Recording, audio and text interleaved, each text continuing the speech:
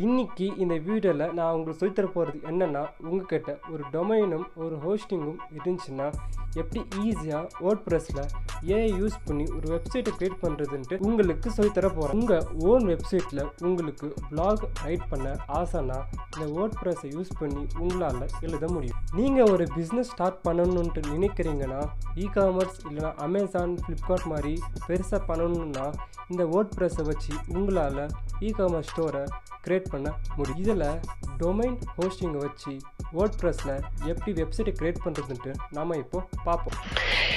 இப்போ நீங்கள் இதில் டொமைனும் ஹோஸ்டிங்கும் பர்ச்சேஸ் பண்ணிட்டீங்க. பர்ச்சேஸ் பண்ணதுக்கு அப்புறமா டைரெக்டாக இந்த ஹோஸ்டிங் ஆப்குள்ளே போய் க்ரியேட் பண்ணதுக்கு அப்புறமா இன்டர்ஃபேஸ் உங்களுக்கு இந்த மாதிரி வரும். இந்த மாதிரி தீம்ஸ் வரும். இந்த தீம்ஸில் நீங்கள் ஏதாவது ஒரு தீம்ஸை நீங்கள் செலக்ட் பண்ணிக்கலாம். செலக்ட் பண்ணதுக்கு அப்புறமா நீங்கள் புது வெப்சைட் கிரியேட் பண்ணணுமா இல்லை மைக்ரேட் வெப்சைட் பண்ணணுமா, உங்களுக்கு உங்கள் வெப்சைட்லேருந்து வேறு வெப்சைட்டுக்கு அந்த இருக்க டேட்டாவை ஷேர் பண்ணணுமா, ட்ரான்ஸ்ஃபர் பண்ணணுமா, இல்லைனா புது வெப்சைட்டை கிரியேட் பண்ணணுமான்ட்டு நம்ம இதில் புது வெப்சைட்டை கிரியேட் பண்ணிக்கலாம். புது வெப்சைட் கிரியேட் பண்ணதுக்கப்புறமா நாம் இந்த ஹோஸ்டிங்கர் வெப்சைட் பில்டரே உங்களுக்கு தனியாக நம்மளுக்கு வெப்சைட் பில்டர் பண்ணுறதுக்கு ஒரு அப்ளிகேஷன் இருக்குது. அது வேணுமா இல்லை வேர்ட்பிரஸ் வேணுமான்னு கேட்குது. நாம் இதில் வேர்ட்பிரஸை செலக்ட் பண்ணிக்கலாம். செலக்ட் பண்ணதுக்கு அப்புறமா நாம் இமெயில் ஐடி போட்டு நம்ம பாஸ்வேர்டை கிரியேட் பண்ணிக்கணும். அதை நீங்கள் உங்கள் இமெயில் ஐடி போட்டு உங்கள் பாஸ்வேர்டை அக்கார்டிங் டு இங்கே கொடுத்துருக்க ஃபியூச்சர்ஸ் படி நீங்கள் உங்கள் பாஸ்வேர்டை கிரியேட் பண்ணிக்கோங்க. அதுக்கப்புறமா எடிட் வெப்சைட்னு கொடுத்து எடிட் வெப்சைட் கொடுத்தீங்கன்னா உங்களுக்கு உள்ளே போயிடும். உங்கள் வெப்சைட் வந்து வேர்ட்பிரஸோட கனெக்ட் ஆயிரும். கனெக்ட் ஆனதுக்கப்புறமா உங்கள் வெப்சைட் இன்டர்ஃபேஸ் எப்படி இருக்குன்ட்டு நான் காமிக்கிறேன். எப்படி நீங்கள் உங்கள் வேர்ட்பிரஸ் ஓப்பன் பண்ணாமலே எப்படி வேர்ட்பிரஸ்க்குள்ளே போகிறதுன்ட்டு அதுவும் நான் காமிக்கிறேன். இப்போ நீங்கள் வேர்ட்பிரஸ் கனெக்ட் பண்ணதுக்கு அப்புறமா நீங்கள் என்ன பண்ண வேண்டியதுன்னா, உங்கள் டொமைனை நீங்கள் டைப் பண்ணிக்கலாம். என்னோட டொமைனு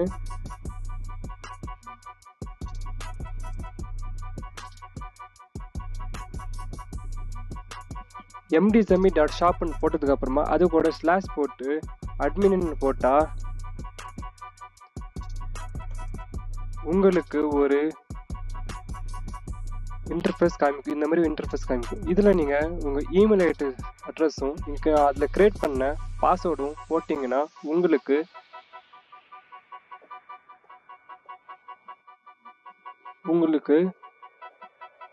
வேர்ட்பிரஸோட இன்டர்ஃபேஸ் ஓப்பன் ஆயிரும். இது லோட் ஆனதுக்கப்புறமா உங்களுக்கு வந்துடும்.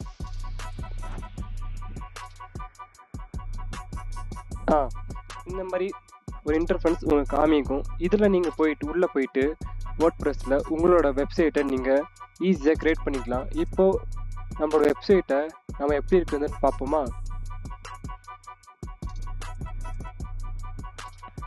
பாருங்கள், இதுதான் நம்மளோட வெப்சைட். நம்ம வெப்சைட்டை நம்ம ஒரு பியூட்டிஃபுல்னு சொல்லிட்டு நம்ம ஒரு வெப்சைட்டை நம்ம க்ரியேட் பண்ணியிருக்கோம். இதை பாருங்கள், எவ்வளோ அழகாக ஒரு இ-காமர்ஸ் வெப்சைட்டை நம்ம க்ரியேட் பண்ணியிருக்கோன்ட்டு. இதே மாதிரி உங்களாலையும் ஒரு இ-காமர்ஸ் வெப்சைட்டை க்ரியேட் பண்ண முடியும். இது நம்ம நார்மலாக பண்ணியிருக்கோம். ப்ரொஃபஷனல் லெவலில் எப்படி நம்ம வேர்ட்பிரஸை க்ரியேட் பண்ணுறதுன்ட்டு உங்களுக்கு தேவைப்பட்டுச்சுன்னா கமெண்ட்டில் போடுங்க. இதில் இந்த வேர்ட்பிரஸில் எல்லா ஃபீச்சர்ஸும் இருக்குது. இதில் போயிட்டு இப்போ நீங்கள் ஏதாவது நீங்கள் உங்கள் தீமை சேஞ்ச் பண்ணணுமா, இந்த ஸ்பெக்ட்ராக்குள்ளே போயிட்டு நீங்கள் உங்கள் தீம்ஸை கூட சேஞ்ச் பண்ணிக்கலாம். இந்த வீடியோவில் அவ்வளோதான் ப்ராசஸ் ஆஃப் வேர்ட்பிரஸ் அண்ட் எப்படி கனெக்ட் பண்ணுறதுன்ட்டு இந்த வீடியோவில் நான் சொல்லி தந்திருக்கேன். இதில் நீங்கள் கஸ்டமைசேஷன் கூட பண்ணிக்கலாம். இதில் எப்படி பெட்டராக கஸ்டமைசேஷன் பண்ணுறதுன்ட்டு நெக்ஸ்ட் வீடியோவில் நான் சொல்லித்தரேன். இந்த வீடியோவை லைக் பண்ணிவிட்டு சப்ஸ்கிரைப் பண்ணிக்கோங்க.